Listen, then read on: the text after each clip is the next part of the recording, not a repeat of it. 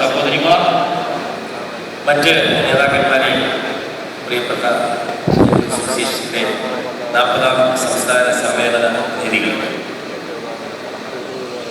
വളരെ വലിയ പ്രതീക്ഷകളോടെയാണ് നിങ്ങൾക്ക് എത്തിയിരിക്കുന്നത് എനിക്കറിയാം. ഈ നിമിഷത്തിൽ ഞാൻ എൻ്റെ ഓർമ്മ 39ാം സംസ്ഥാന സമ്മേളന വേദി പാലക്കാട്ടേക്ക് പോവുകയാണ്. പാലക്കാട് സമ്മേളനത്തിൽ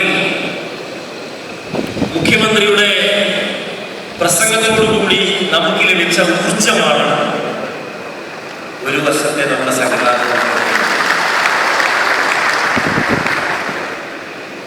ആദരണീയനായ മുഖ്യമന്ത്രി ഒരു കാര്യം നോക്കട്ടെ, ഇവിടെ ഇരിക്കുന്ന കേവലം 3000 പ്രതിനിധികൾ മാത്രമല്ല അങ്ങയുടെ വാക്കുകൾക്കായി കാത്തിരിക്കുന്നത്.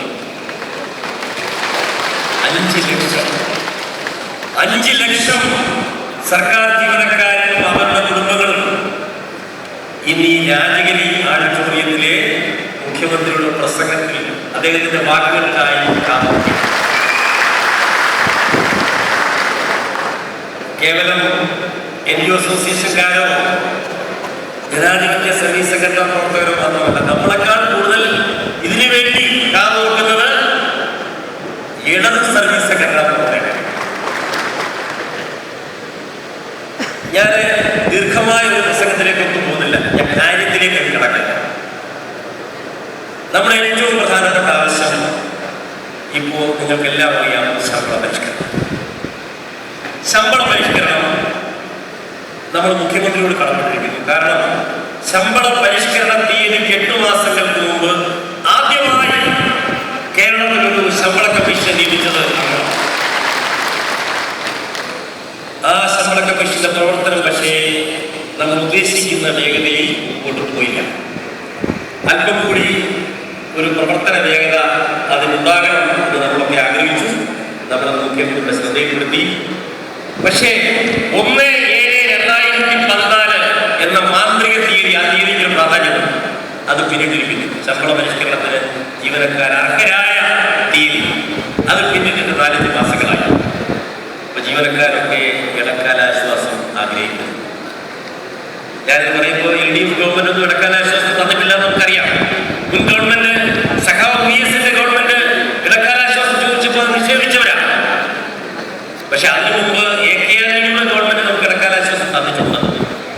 ഇക്കാലത്ത് UDF-ന്റെ ഗവൺമെന്റുകളാണ് സർക്കാർ ജീവനക്കാർക്ക് ആനുകൂല്യം തന്നിട്ടുള്ളത്. ഇവിടെ ഇടക്കാലാശ്വാസം എന്ന ന്യായമായ നമ്മുടെ ആവശ്യം ഞാൻ മുഖ്യമന്ത്രിയുടെ മുമ്പിൽ സമർപ്പിക്കുന്നു. രണ്ടാമത്തെ കാര്യം, നമ്മുടെ ഇക്കാലത്ത് നമ്മൾ ഒരുപാട് കാലം ചർച്ച ചെയ്തതാണ്. നമ്മളെല്ലാ സമ്മേളനത്തിലും അദ്ദേഹത്തിന്റെ അടുത്ത് വന്നിരുന്ന് ഞാൻ പറയുകയും അദ്ദേഹം പ്രസംഗിക്കുമ്പോൾ കഴിഞ്ഞ 8 വർഷമായി നടക്കുന്ന ഒരു പ്രക്രിയയാണ്. മറ്റൊന്നുമല്ല, ഇലക്ഷൻ പ്രായം. ഞാൻ ഇനി അതിനെപ്പറ്റി ഒരു വാചാലനായ അദ്ദേഹത്തിനോട് ഈ അവസരത്തിൽ സംസാരിക്കാൻ ഉദ്ദേശിക്കുന്നില്ല. കാരണം ഞാനും ഈ 2015 മെയ് വിധിയാണ്. ഞാനിപ്പോൾ അതിനെപ്പറ്റി വാചാലനായ എനിക്ക് വേണ്ടി പരിസംസ്കാരം ഉയർത്താൻ ഞാൻ അദ്ദേഹത്തോട് പറഞ്ഞുവല്ല ആവശ്യപ്പെട്ടു എന്നൊക്കെ തെറ്റിദ്ധരിക്കാനിടയുണ്ട്. മാത്രമല്ല, ഞാൻ പറഞ്ഞു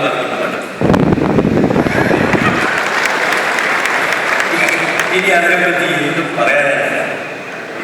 ഇങ്ങനെ ഒന്നും പറയുന്നില്ല. ഞാനിവിടെ വിഷ്ണുനാഥൻ ഉൾപ്പെടെയുള്ള യുവസ്നേഹിതന്മാരെ സാക്ഷി നിർത്തി പറയുകയാണ്. ഇനി ഇക്കാര്യത്തിൽ തീരുമാനമെടുക്കാതെ മുമ്പോട്ട് പോകുന്നത് ഞങ്ങളോട് ചെയ്യുന്ന കടുത്ത വിവേചനം. ഈ വിവേചനത്തിന് ഒരു ആദ്യം കാരണം ഈ സമ്മേളനത്തിൽ പ്രഖ്യാപിക്കാൻ പറയുന്നത്. പക്ഷെ അങ്ങനെ മനസ്സിൽ ഉണ്ടാകണം, ഉണ്ടായി പറ്റും. ഇത് ഇന്ത്യ മുഴുവൻ ലക്ഷ്യപ്രായം വർദ്ധിപ്പിച്ചു. ഇന്ത്യയിലെ എല്ലാ സംസ്ഥാനങ്ങളിലും ലക്ഷ്യപ്രായം 58 വർദ്ധമാണ്. കേരളം മാത്രം. ശ്രീ ഉമ്മൻചാണ്ടിയിൽ നിന്ന് ഞങ്ങൾ നീതി പ്രതീക്ഷിച്ചു. മറ്റൊരു നമ്മുടെ ഏറ്റവും പ്രധാനപ്പെട്ട മറ്റു ചില ആവശ്യങ്ങൾ അദ്ദേഹത്തിൻ്റെ ശ്രദ്ധയിൽ ഞാൻ രേഖപ്പെടുത്തിയിട്ടുണ്ട്. അദ്ദേഹത്തിന്റെ കൈവശം എഴുതി കൊടുത്തിട്ടുണ്ട്.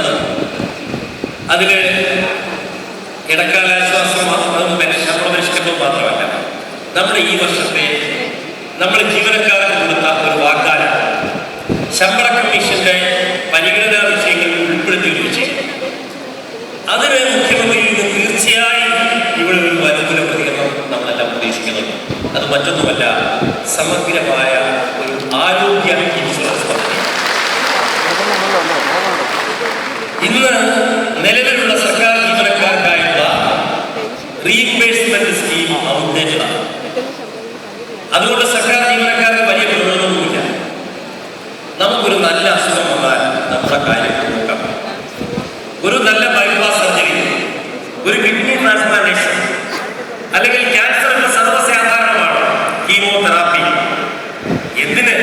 ഒരു നല്ല ആക്സിഡന്റ് വന്നാൽ എന്റെ ഈ നെറ്റിയിൽ കാണുന്ന പാട് നിങ്ങൾക്കറിയാം. മഹാത്മാ മന്ദിരത്തിൽ പോയി തിരിച്ചു വന്നപ്പോൾ ആക്സിഡന്റ് പെട്ടതാണ്. ലേക്ക് ഷോർ ആശുപത്രി ഞാൻ 2 ആഴ്ച കിടന്നതാണ്. സംഘടനയൊക്കെ ഉള്ളതുകൊണ്ട് ഞാൻ രക്ഷപ്പെട്ടു പോയി. ഞാൻ പ്രസിഡന്റ് ആയിരുന്നു. പക്ഷെ നമ്മുടെ സഹപ്രവർത്തകന്മാർക്ക് ഇതുപോലൊരു ആക്സിഡന്റ് വന്നാൽ അവരുടെ കാര്യം വളരെ ബുദ്ധിമുട്ടാണ്. 2 പേർക്ക് ജോലി ഉണ്ടെങ്കിൽ പോലും നമ്മുടെ കിംസ് ഹോസ്പിറ്റലിലോ ലേക്ക് ഷോറിലോ മെഡിക്കൽ ട്രസ്റ്റിലോ ഒക്കെ ഒന്ന് കയറി ഇറങ്ങി കിട്ടണമെങ്കിൽ സർക്കാർ ജീവനക്കാർക്ക് സാധ്യമല്ലാത്ത അവസ്ഥയാണ്. അതുകൊണ്ട് എല്ലാ സർക്കാർ ജീവനക്കാർക്കും അവരുടെ കുടുംബങ്ങളുമായി ഒരു ആരോഗ്യ ഇൻഷുറൻസ് പദ്ധതി ഉണ്ടാകണം. അതിന് സർക്കാരിന്റെ അവസ്ഥ നിങ്ങൾക്കറിയാം. സർക്കാർ അധികം സാമ്പത്തിക അവസ്ഥയൊക്കെ നമുക്കറിയാം. പകുതി പൈസ ഞങ്ങൾ തരാൻ സാധിക്കും. ആ ഇൻഷുറൻസ് പദ്ധതിക്ക് വേണ്ടി ഞങ്ങളുടെ അതിന്റെ പ്രീമിയം അതിന്റെ പകുതി കൊടുക്കാൻ ഞങ്ങൾ തയ്യാറാണ്. അപ്പോൾ അത് ഞങ്ങളുടെ കൂടി വിഹിതം ഉൾപ്പെടുത്തി സർക്കാർ ജീവനക്കാർക്കായി ഒരു സമഗ്ര ആരോഗ്യ ഇൻഷുറൻസ് പദ്ധതി. മറ്റൊരു പ്രധാനപ്പെട്ട കാര്യം അദ്ദേഹത്തിന്റെ ശ്രദ്ധയിൽപ്പെടുത്തുന്നത് എൻജിഒ അസോസിയേഷൻ ജീവനക്കാർക്ക് കൊടുത്ത മറ്റൊരു വാഗ്ദാനം നോൺ കേഡർ പ്രൊമോഷൻ. അത് സംഭവം വളരെ സിമ്പിളാണ്. PSC തെരഞ്ഞെടുത്ത് വരുന്നവരാണ് നമ്മളെല്ലാം. വിവിധ വകുപ്പുകളിൽ കയറി പറ്റുന്നു. ചില വകുപ്പുകളിൽ കയറി പറ്റുന്നവർ ഓഫീസ് മേധാവിയാണ്, വകുപ്പ് മേധാവി വരെയാണ്. ചിലർ കളക്ടറാണ്, ചിലർ ADM ആവും, ചിലർ അഡീഷണൽ ഡയറക്ടറാണ്. പക്ഷേ ചില വകുപ്പുകളിലാണെങ്കിൽ അവർ LD ക്ലാർക്കിനകത്ത് വകുപ്പില്ല. ചിലർക്ക് UD ക്ലാർക്കായാൽ ഭാഗ്യം, അതിനപ്പുറത്തേക്ക് പോയില്ല. അപ്പൊ ഇതൊരു അനീതിയാണ്.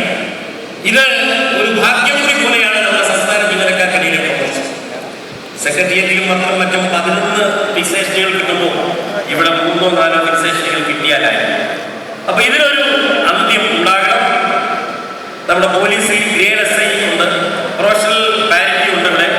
അതുപോലെ നമ്മുടെ സംസ്ഥാന ജീവനക്കാർക്ക് തസ്തിക ഉണ്ടെങ്കിലും തസ്തിക ഇല്ലെങ്കിലും പ്രൊമോഷൻ ലഭിക്കുന്ന തരത്തിൽ നോൺ കേഡർ പ്രൊമോഷനുകൾ ഈ ശമ്പള പരിഷ്കരണത്തിൽ കൂടി ഉണ്ടാകണമെന്ന് ഞങ്ങൾ അഭ്യർത്ഥിക്കുന്നു.